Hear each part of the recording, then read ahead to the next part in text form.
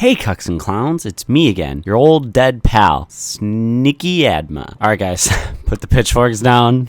I'm back, man, okay? It's only been like fucking 3 years. You know, a week on the internet seems like such a long time away. Like, I'm gone for a week and it feels like I've been gone for over a month. I've been dealing with some shit. I had to work a bunch, and then my mom got me sick, and then I sounded probably more nasally than I've ever sounded in my entire life. I know I usually sound nasally because I have like a permanent sinus infection that I'm never going to be able to get rid of. But nonetheless, let's dive into the wonderful content of today's video. And today I'm going to be talking about the massive whole Activision and COD 4 thing, and how I honestly, this isn't really towards the whole COD 4 situation with Infinite Warfare or whatever. This is more towards the fan base and the people bitching about it like they're surprised. Like, how the fuck was anybody surprised that Activision would pull this bullshit again? Do we not know the partnership between Bungie and Activision and how bad Activision has made Destiny as a game, where they literally took 3 DLCs, the last one being the biggest expansion they've ever added into said game, and milked it for $40, and then gave you all the DLCs plus the Taken King plus the original base game with a couple more add-ons, and then gave it to you for $60, because that's actually what the whole game was worth if you got all those together, was $60. But me, I paid $60 at the beginning, paid $20 for the first DLC, $20 for the next one, and then $40 for the Taken King. Pretty much I got fisted in the ass by not only Bungie, but by their lord and savior, fucking Activision.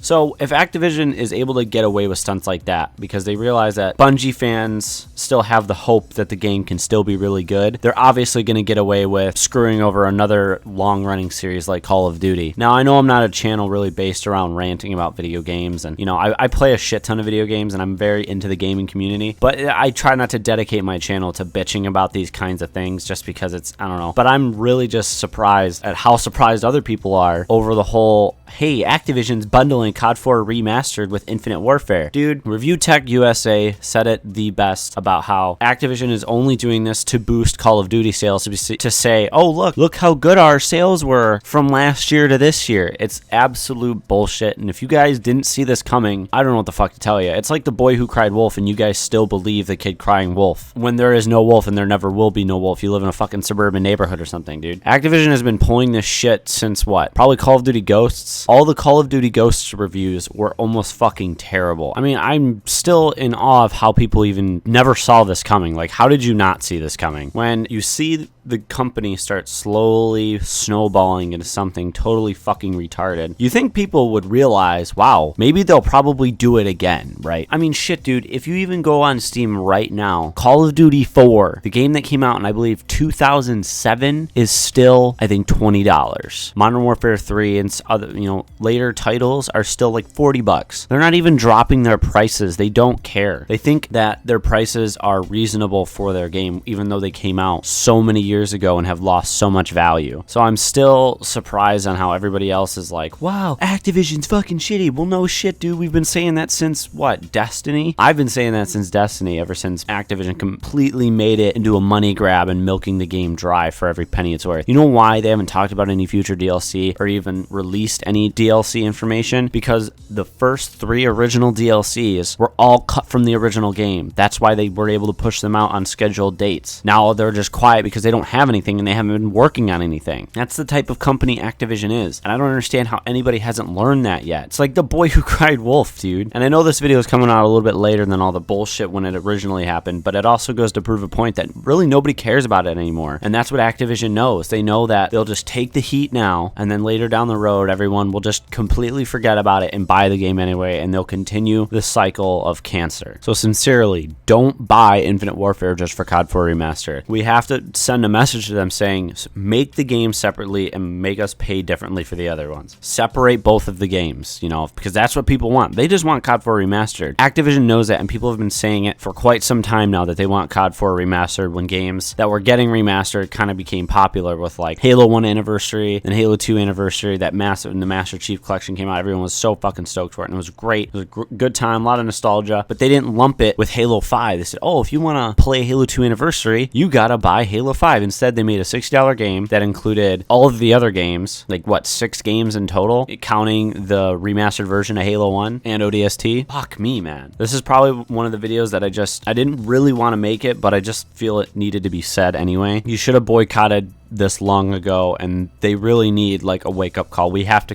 perpetually bitch about this and never let them live it down, because once they realize that the fans don't forget mistakes, they're going to try and change their company more towards the fans. And if they keep screwing you over, start taking money away from them. Don't buy their DLC, don't buy their games, don't buy their products. That's how you diffuse that kind of situation where a company is just being outright greedy, because at this point, that's what it is. Nobody wanted the futuristic shooter that they kept pushing out and pushing on people. Black Ops 2 was cool. I mean, shit, I even liked Black Ops 3 a lot. Obviously, the crowd doesn't want that, but they keep doing it anyway. And you really have to teach a company something by just not buying their shit and really showing a message. You can't just bitch about it for, what, 2 weeks and then just totally forget about it and move on to something else. I mean, granted, that's how fast things move on the internet. We can't just let that go. You have to hold on to it, and you have to hold that grudge towards them saying, we don't want that shit, even though it's all pointless in the end because they're probably still going to do it anyway. Anyway, guys, if you enjoyed today's video, leave a like. It helps me out a ton. Subscribe to my channel for more of my content. My name is Sneaky Adma, and I hope you guys have a fucking fantastic day.